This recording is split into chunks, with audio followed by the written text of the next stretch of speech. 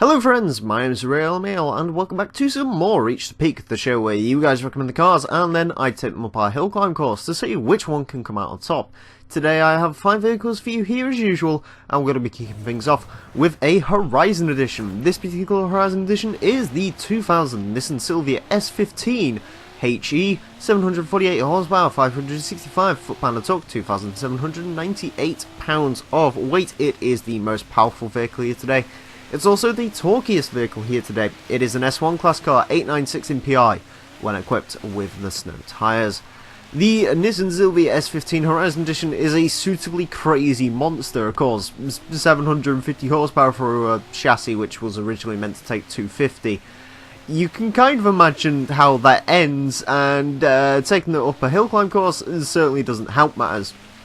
Admittedly, it's alright if you're careful with it.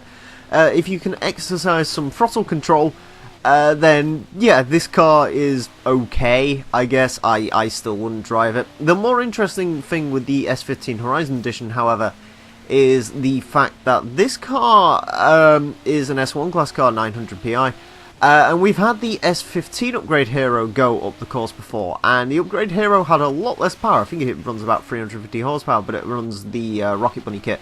I think, what class is that car? I think it's like S1823 or something like that.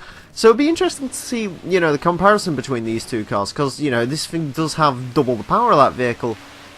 However, it is at the expense of controllability, because of course the more power you add to a vehicle, the less controllable it is, especially when it's the same chassis, essentially. So yeah, the S15 Horizon Edition, again, it's alright if you're careful. It will slide and it has a ridiculous amount of power. I wouldn't use it as a rally car personally, unless you're going to do some major modifications to it and take out most of the power. But yeah, I mean, there's been worse cars I've driven up here. You know, the GTR Horizon Edition sort of springs to mind. You know, that thing was considerably worse than the stock car. This thing, you know, it isn't as good as the stock car to drive, but it's a lot quicker. So, you know, that's something. Whether it'll be as quick as the Upgrade Hero, though, we'll have to find out towards the end. But yeah, the S15, it's okay. It's alright. I wouldn't recommend it at all, but, you know, some people are crazier than I am, I guess. Anyways, next up we move from a Japanese Horizon Edition to an American racer of some description. I don't know what this car is. It's a 1969 Lola T70 MKIIIB. I know that much about it. 460 horsepower, 395 foot-pound of torque, 1,852 pounds of weight. It is a S2 class car, 903 MPI, when equipped with the snow tyres, which, yeah, S2 class, we don't really have too many of those. So I'm not sure what class this raced in, I'm not sure why it raced, I'm not sure how it raced, I know nothing about this car. And when it came into Forza, I wasn't particularly interested in it, I'm still not really interested in it today. However, I will say, driving this hill climb course maybe has improved my outlook on it a little bit, because this is a really very, very good car.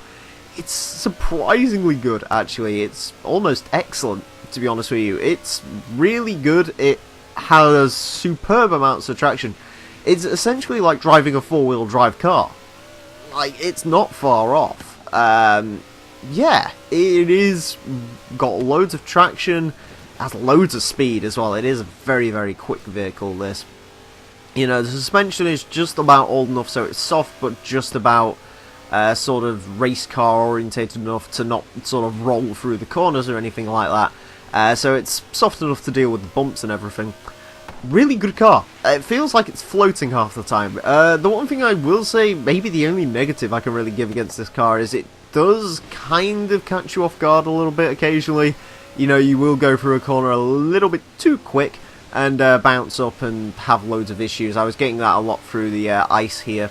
But yeah, the Lola is a rather excellent off-road car, as it turns out. It kind of reminds me of the Alfa Romeo 33 Stradale in that regard. You know, the Stradale is the classic race car, and that did really well here as well. So, you know, over the coming weeks, of course, we're going to take up some more classic race cars, and it'll be interesting to see how well they do. So, yeah, the Lola is definitely a good vehicle, no denying that. Another classic race car now. We have a much older race car out though. It is the 1955 Porsche 550 Spyder, 109 horsepower, 95 foot-pound of torque, 1,510 pounds of weight. It is a B-class car, 654 MPI when equipped with the snow tyres. It is the least torquey vehicle today. However, it is the lightest vehicle. So yeah, something is lighter than the Lola, which is pretty strange usually because, on any normal day the Lola would be the lightest thing here, but nope, the 550 does take that biscuit today. The Porsche 550, this is actually our first Porsche to ever take the hill climb course, and it seemed like a pretty decent car to kick things off with. It's very light. It hasn't got a lot of power, which, you know, that is quite a negative thing, admittedly. But yeah, you know, why not start off with the oldest Porsche that we have, and probably the oldest Porsche that we'll ever have, really, in Forza. I don't think they go much further back than this. I think the 356 Speedster is like a 55 or a 56, so yeah, anyways. Of course, this car is finished in the little bastard paint job, as you can quite clearly tell, because there's no really better way to run this vehicle. Also, it has a stupidly large exhaust, I'm not quite sure why. Anyways, the 550, what is it like? It's decent, it's okay. You can tell there's a lot of weight over the rear end of this vehicle. We'll have to see if this is sort of a consistent thing with the Porsches. Because, you know, some Porsches do okay when it comes to... some sort of rear-engine cars do well when it comes to sort of concealing the fact they are rear-engine cars. You know, they don't seem to have a lot of weight over the rear, but whether the Porsches... will be able to conceal it as well, I guess we'll have to find out. Admittedly, this is a mid-engine car, but you can still feel a lot of weight over the rear end. Other than that, it is a bit slow. It's only got 109 horsepower though, so what do you really reasonably expect? It's quicker than the Pacer we had out last time, and you know, that had more power, so yeah. I wouldn't really recommend driving this car. I'm not a huge fan of the 550 to begin with. It's, you know, it's not like it's a bad car or anything, it's just that it's a bit of a meh car for me. I'm not really, you know, hugely fussed by this vehicle, but yeah, you know, you could probably slap some snow tyres on it, slap some big power in it and go have fun with it, but whether it'll be a competitive snow racer, I doubt it personally. And next up, we move from one of the smallest cars we've ever had up the course to, one of the two largest. This is the 2006 Hummer H1 Alpha. 300 horsepower, 520 foot-pound of torque, 8,114 pounds of weight. It is a B-class car, 635 MPI when equipped with the snow tyres. It is the heaviest vehicle here today, unsurprisingly. So, the Hummer H1 Alpha. Yeah, big vehicle, of course, as you can tell. It takes up most of the camera when you go to drive it up here. I guess the closest comparison for the Hummer is probably going to be the Gurkha. Now, the Gurkha we had up a long time ago, and the Gurkha was useless, really. Yeah, it was a terrible vehicle. The Gurkha was, there's no ways around it. Of course, it's the second slowest car we've ever had, but... yeah, the Hummer, definitely when you was driving it, it felt a lot more athletic, which is hard to say that about a Hummer, but it did. That's mostly down to the fact that despite being 8,000 pounds, the thing actually weighs half as much as the Gurkha does, and it has about the same stats everywhere else. You know, the Gurkha runs 300 horsepower, I think, and torque might be a little bit low on the Hummer, just because the Gurkha's got a more heavy-duty diesel engine, but yeah, the Hummer's... it's better than most of these sort of slower cars that we have up here, you know, sort of the heavier SUVs. You know, I kind of want to compare it to, say, the Land Rover Series 3, stuff like that, and yeah, you know, it's better than those. It is quicker than those, believe it or not. It is, I wouldn't say it's better handling particularly, but it's about on par with those, and because it's a little bit quicker, I guess that makes it better handling. So, yeah, the Hummer's it's got strong grip. It has very strong grip, in fact. You know, there's not really too many ways you can mess up driving the Hummer up here, but that's because it's slow. It is slow, you know, while it is quicker than a Series 3 Land Rover. The Series 3 Land Rover had 60 horsepower, so it's not really saying much, is it? Yeah, just not a particularly interesting vehicle to drive up here, and there isn't really too much untapped potential in a Hummer either. I mean, what really can you do with this vehicle? You can't really race prep it because it still won't be particularly good. You can't really rally prep it because it'll just get spat on by Ram Runners and, you know, your Ford Ranger T6s and so on and so forth. So, yeah, the Hummer's not a particularly great vehicle, but, I mean, you wouldn't expect it to be. But as far as driving it stock, you know, it does the job. It does reach the peak, I guess, which is something. And finally today, well, we go from one sort of military off-roader to another one, except we go to the original one now. This is the 1945 Jeep Willys, 60 horsepower, 106 foot-pound of torque, 2,137 pounds of weight. It is a D-Class car, 444 MPI. It is the least powerful vehicle here today, unsurprisingly, and it's the lowest MPI vehicle here today, unsurprisingly. In fact, at D444, I believe this is one of the lowest PI cars we've ever had.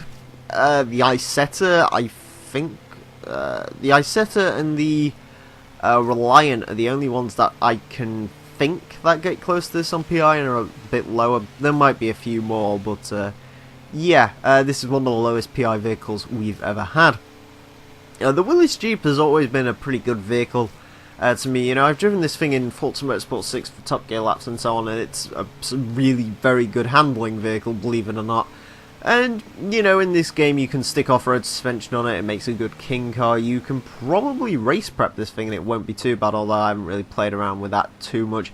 From what I've heard, this car isn't quite as good as it was in Forza Motorsport 6 and Horizon 2 as far as sort of on-the-road driving is concerned, but I haven't really driven this thing stock too much. You know, I think I've had a couple of sort of A-Class, S1 Class ones for King and so on, just to get a few challenges done, but yeah.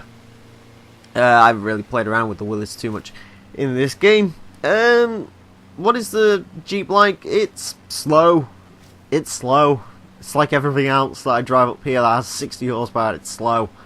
It is a snappy vehicle to drive. It's good handling. It, in fact, is so snappy that it is a little bit of a problem to it, because, you know, you turn in and it turns in so much that the car will actually start to lose speed. Which is a little bit of an issue. You do sort of have to tap to get this car around corners and so on. One part of this car that really doesn't help it is the gearbox. You know, it's got the usual thing where the gears essentially redline exactly where you'd sort of don't want them to. Like, second gear isn't quite long enough, or third gear isn't quite short enough. You know, it's got sort of that going on. Most of these sort of slower vehicles do. To be fair, you know, that's sort of their limiting factor. Most of the time, it's just the fact that they are slower in a sort of that sort of scenario. Anyways, yeah, the Jeep, unlike the Hummer, actually does have potential. So I'd say, you know, out of the Hummer and the Jeep, which one should you get? Get the Jeep, I guess. You know, you've got more PI to play with. It's a better vehicle in most regards. So, yeah, there you go. Anyways, yeah, there's just really much more to say about the Willys Jeep. It's just got to finish its run now, which will happen at some point soon. I'm growing a beard. 30, 20, 10, done. Excellent. Alright, on to the times for today, and unsurprisingly, the fastest car today is the Lola T70 going to 15 for a 204.491, just like the Alfa Romeo 33 Stradale. Does excellently, beats the Subaru Brat Horizon Edition, beats the Warthog.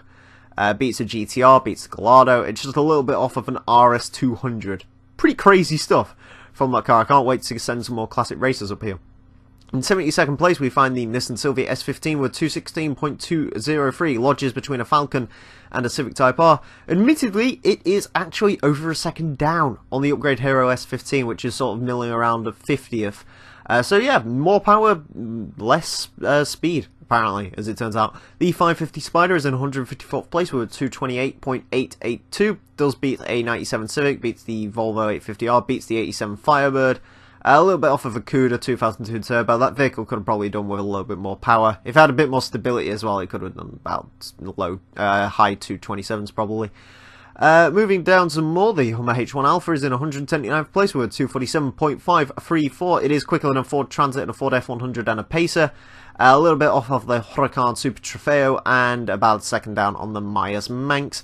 And finally today, we find the Willys Jeep in 189th place with a 304.051. Does beat a Ford Super Deluxe station wagon By 3 seconds, it is 2 seconds down on the V8 supercars and 3 seconds down on a Fiat X19. It is 21 seconds quicker than a Land Rover though, so I guess that's something.